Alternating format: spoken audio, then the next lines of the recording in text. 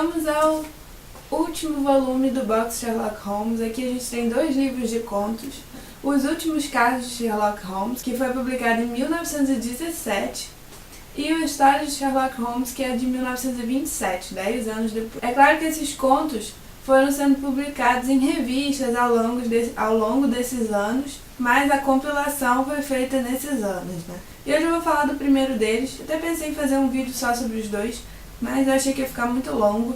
Então eu vou falar sobre um hoje e no próximo a gente termina as histórias de Sherlock. Bem, essa despedida de Sherlock Holmes, ela acho que foi ensaiada pelo Conan Doyle algumas vezes, né, ao longo dessa saga. Primeiro ele matou o pobre do Sherlock no problema final e teve que ressuscitar devido aí aos pedidos ele escreveu que não se arrependeu dessa volta aí do Sherlock, tanto que ele continuou escrevendo suas aventuras por muito tempo depois disso. Depois, em A Volta de Sherlock Holmes, a gente fica sabendo que o Sherlock já está aposentado numa fazenda cuidando de abelhas e que não quer que seus casos sejam mais publicados porque ele não quer mais ser tão famoso, ele está quieto, sossegado no canto dele.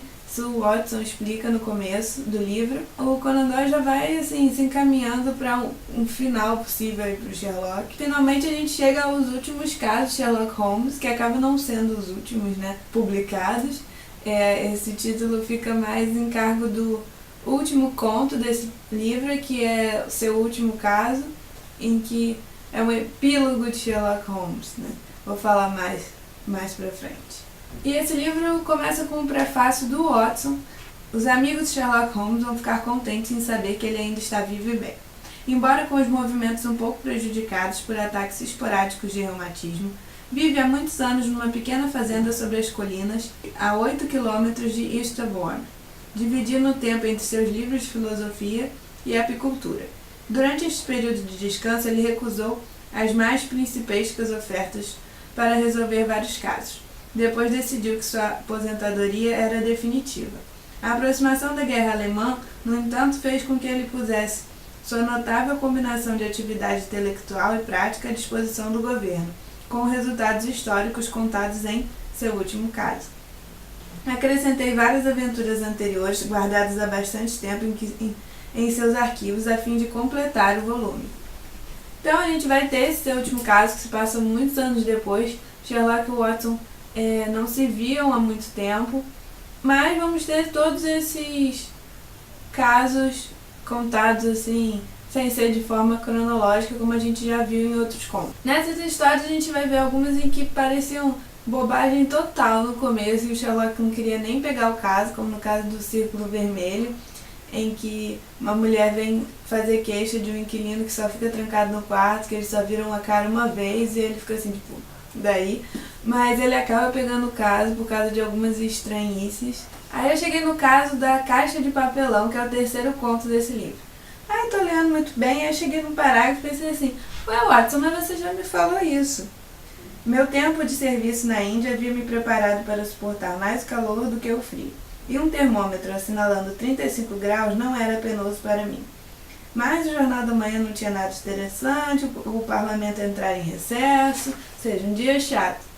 Gente, tem isso exatamente igual no conto Paciente Interno. Eu fui até procurar o conto em inglês e tava lá. E é muito engraçado, porque é muito idêntico, tirando uma palavra ou outra, uma mudança aí na ordem da construção de algumas frases. Esses contos têm começos iguais, a Caixa de Papelão e o Paciente Interno. E isso só me mostrou mais à frente a certeza disso, porque o Holmes, vendo que o Watson estava ali pensando, ele vai falar para o Watson de repente: você tem razão, Watson. Na verdade, parece uma forma bastante absurda de se resolver uma disputa. Bastante absurda, exclamei. Então percebi de repente que ele estava lendo os mais recônditos pensamentos de minha alma. Levantei-me e olhei perplexo para ele. O que é isso, Holmes? Isso está além de tudo que eu posso imaginar. Você se lembra de que há algum tempo eu li para você um trecho de uma das peças de Poe, na qual um camarada segue o raciocínio mental de seu companheiro e você tratou o assunto como um mero exagero do autor? Quando eu lhe disse que tenho a mania de fazer a mesma coisa, você não acreditou. Aí ele vai explicar para o Watson como que ele ler os seus pensamentos, e isso acontece exatamente no começo de Paciente Interno. É claro que depois o caso não tem nada a ver, são casos diferentes, mas essa introdução é muito parecida. E muito parecida não, chega a ser idêntica. Acho que a tradutora mesmo teve o trabalho aí de traduzir algumas palavras diferentes, usar vocabulário para poder variar um pouco isso, porque essa citação ao Poe é a mesma dos casos dos assassinatos na Rua Morgue. Eu até comentei com vocês quando eu estava lendo o segundo volume, que tem esse conto Paciente Interno. E depois a explicação também é a mesma. Até começar o caso, parece que a gente está lendo um conto mesmo. Acho que só o primeiro parágrafo, o segundo, também tem uma diferençazinha, mas aí quando começa o caso a gente vê que é outro conto. Mas eu fiquei assim, tive que parar e pegar para olhar, e realmente a semelhança é absurda. Não sei se ele fez isso de propósito, ele achou que ninguém ia perceber, estava com preguiça de escrever alguma introdução, ou sei lá por que outro motivo. Pesquisei na internet, não achei nada sobre. Se alguém souber alguma coisa sobre, mate minha curiosidade, deixa aqui nos comentários, tá legal? E o caso da caixa de papelão é ótimo. Enviam para uma senhora pacata, 2 orelhas de pessoas diferentes, e tipo, por quê?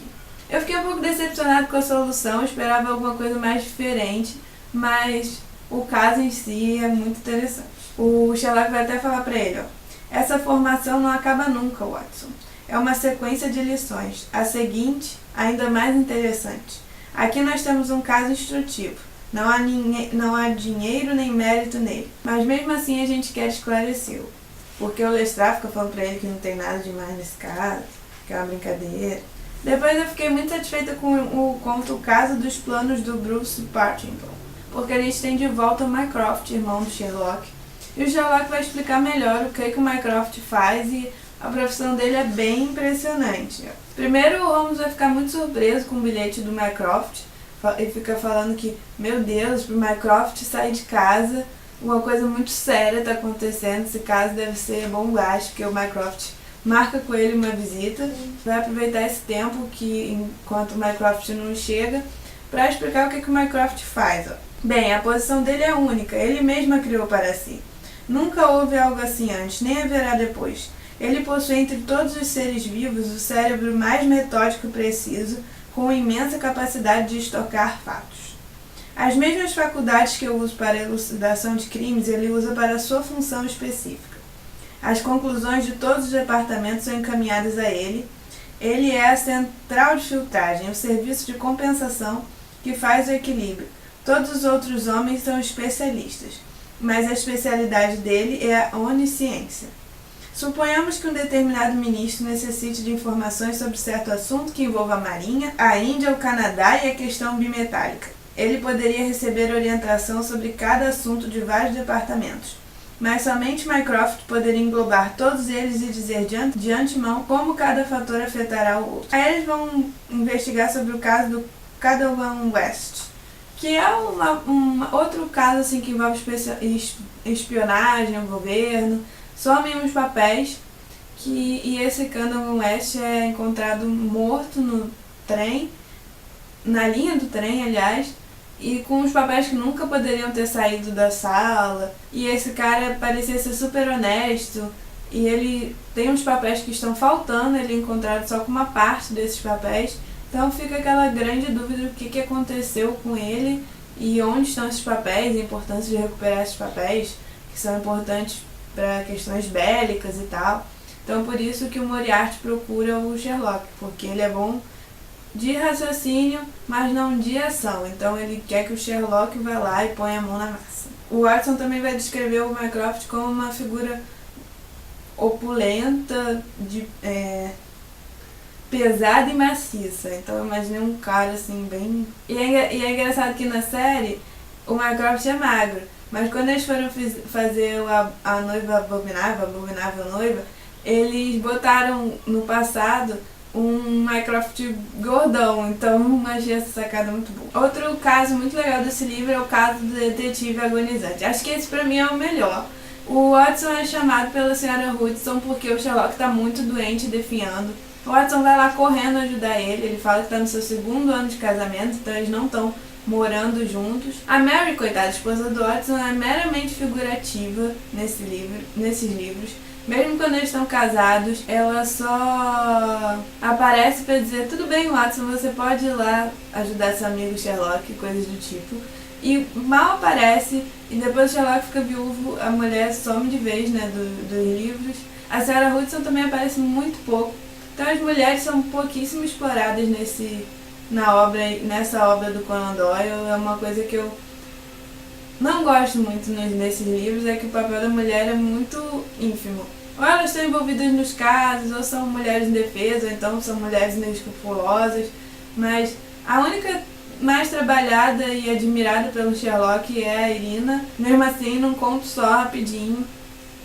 Então, o Watson mesmo vai falar que o Sherlock despreza as mulheres, que ele desconfia muito delas. Então, é minha crítica aí ao detetive e ao autor nesse caso. Mas eu estava falando sobre o caso do detetive agonizante. Então, o Watson vai lá socorrer o amigo e o Sherlock manda ele nem chegar perto dele. Começa a fazer umas exigências muito estranhas, manda ele buscar um outro médico, fala que só aquele médico serve. E o Watson vai lá buscar esse médico, meio contrariado.